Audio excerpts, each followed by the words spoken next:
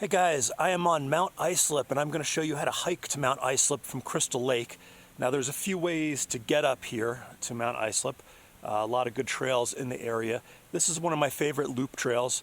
It's a little over 10 miles or so. It's got a decent amount of climbing, but there's not a ton of people on this hike, so it's nice if you kind of want to get away from the crowds or avoid trails that are a little more popular.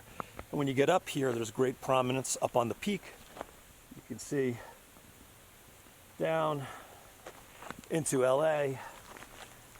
There's Twin Peaks, Waterman, down into the Mojave, Baden-Powell in the distance. So if you want to do the hike, just go to HikingGuy.com. I have the maps and all the info you need to do it. But otherwise, you can watch these turn by turns and I will show you each twist and turn of the trail. So let's go. So there's trailhead parking for Crystal Lake here. Now there's the Crystal Lake Campground and there's the trailhead. So just go to the website and I'll show you kind of where they all are spatially. But when you leave the parking lot, you're just going to go up through this gate here up to the left. And there's a little climb. And eventually when you get to the top of this little climb's a strong word, little hill, you'll come out at Crystal Lake, which will be over to your left over here. Now, not quite crystal, but more like a lagoon, black lagoon. And you're going to just walk around the lake. So you're going to be going around in a counterclockwise direction along the shores of the lake. And it's nice just to walk around and check the lake out. It is a pretty place and it's peaceful. There's these stairs up to the right here. We're going to keep going straight. This area here was once a beach, and you can kind of imagine what it was like back in the day as a recreation spot. But keep going along the path along the shoreline here. And you're going to see all these toads here. Now, I see these almost every time I'm here. These are California toads. You see them on the ground there. And you can see the trail goes all around the lake here. And you're just going to keep going straight until you're about 80% around the lake. And when you're about 80% around, the trail is going to bear off to the right. And the way it works is you're going to kind of go up the hill to the right. You're going to bear right, and then you're going to come back along the south side of the lake, but you'll just be a little bit higher up. When you look at the map, it'll make more sense, but you're just going to go up this hill, bear to the right, and then you can see the lake down there to the right. And you're going to go back up along the top. There's the lake. Keep going straight here, and you can see the trail. It's not a major trail, but it is easy to follow. Just keep going straight, and when you get to the end of the lake, the trail goes up to the left, and you're going to start the climb. Now this trail is called the Islip Wawona Trail, but it's also called the Islip Ridge Trail. So if you see both names on a map, you're in the same place. And you're going to keep hiking straight up. And there's switchbacks here.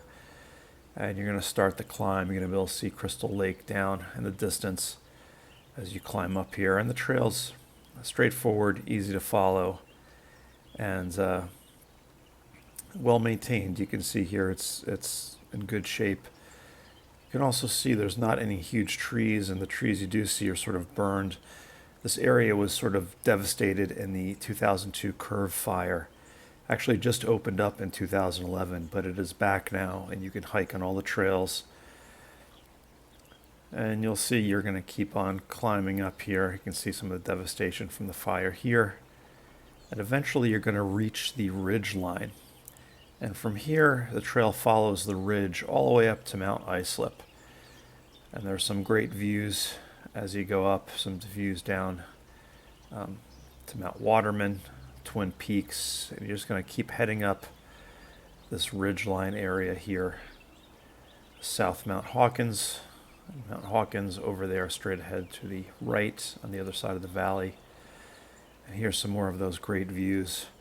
This is one of my favorite parts of the trail as you go up along here. It does go straight up the ridgeline. There are some small switchbacks as you go, but it's all doable if you have a decent level of fitness and if you're used to climbing the mountains here. There's nothing really steep here. You're going to keep climbing up along the western part of the ridge. And again, great views.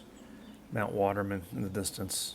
That's a nice hike too if you want to do Mount Waterman and Twin Peaks. I have a guide for that on the website, but otherwise keep on going straight. And it's not all of a climb here. There are some gradual flat sections as you climb up here, like this. When you get to this point, you're going to see Mt Islip in the distance. It's up ahead there.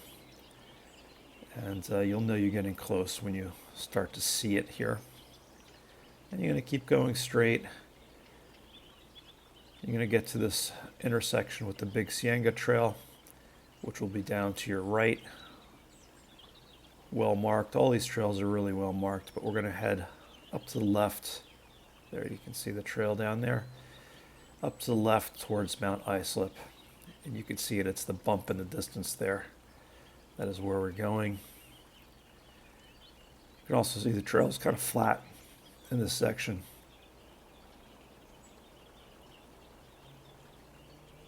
Now there's other ways to get to Mt Islip. This is just one of my favorite routes, but you can go on a shorter route from Angeles Crest Highway.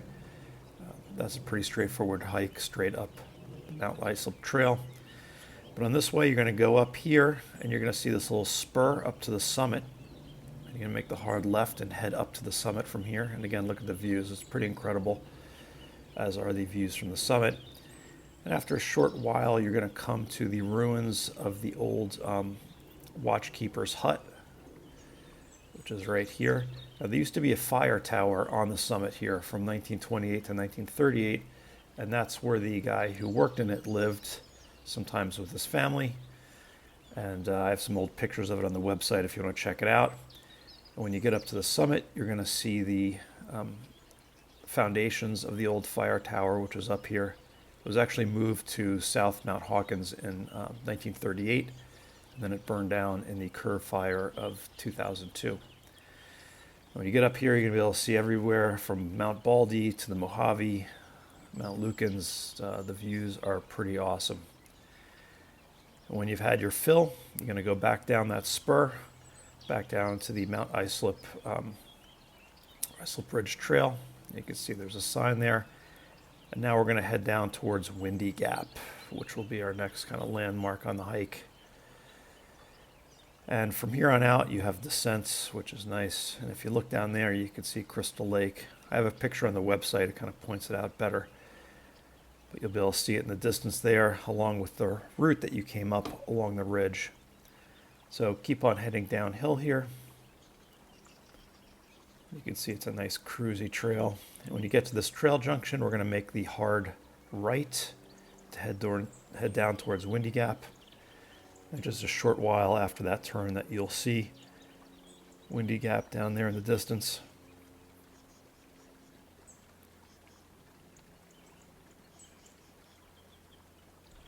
When you get to Windy Gap, there are several trails here. Sorry for the shake, it's only on this clip. I had a little equipment failure. If you went straight here, you'd be on the PCT and you would go to Baden-Powell. But we're going to make the rights onto the Windy Gap Trail and head back down towards Crystal Lake. And from here on out, the signs will say Crystal Lake or Crystal Lake Campground, which is where we're going eventually. And this part of the descent is nice and cruisy as well. There's some really nice long switchbacks. You're going to go back and forth. You'll see Mt Islip up there in the distance as you descend, and it's definitely easy to follow. Here you're going to pass the intersection with the Big Cienga Trail again. So we passed this earlier when we're up on the ridge. If you want to go back to the ridge, you could just go right up here. But we're going to go straight. And shortly after this, there's another big intersection. And again, it's well marked. And we're going to bear right here and head down toward Deer Flats Campground. And there's a bunch of trails as we get closer to the campground areas. They're all well marked with signs, as you can see, but it can get a little confusing.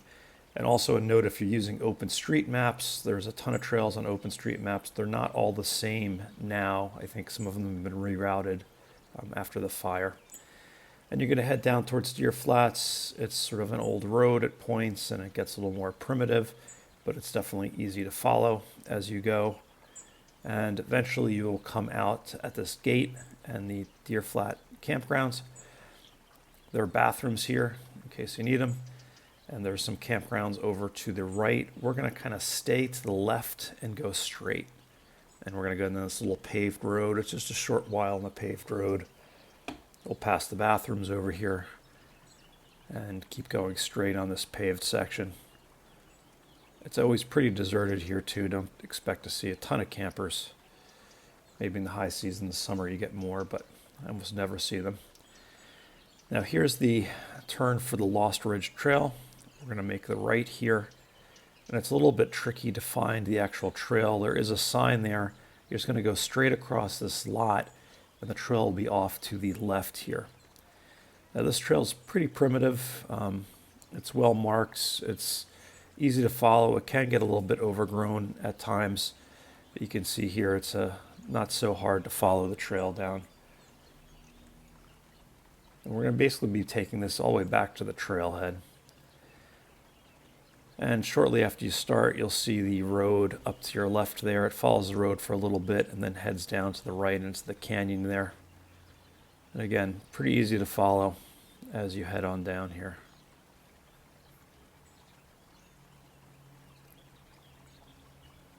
There are sections where it'll get a little overgrown, but just keep on heading down. At this junction, we're going to make the right and head on down here. You're going to start to see the road, that loop road down to your left as we go down here. It'll kind of join the trail as you hike down.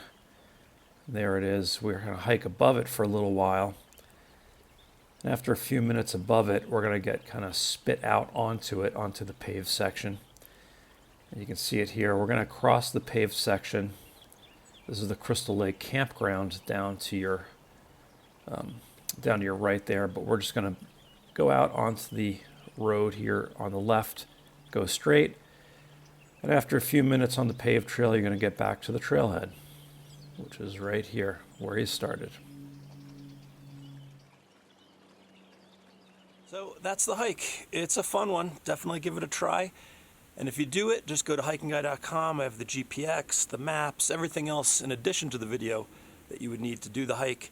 If you happen to be watching this on YouTube, if you could do me a big solid and just click that little thumbs up button, that will help other people find this video and hopefully do the hike safely. And please subscribe to my YouTube channel, go to the website, subscribe to my email, Facebook, Instagram, all that fun stuff. And I'll let you know when I have new guides coming out, whether they're hike guides or gear that I find useful or whatever it might be. So stay in touch, and hopefully I'll see you out on the trails one day. All right, see you guys.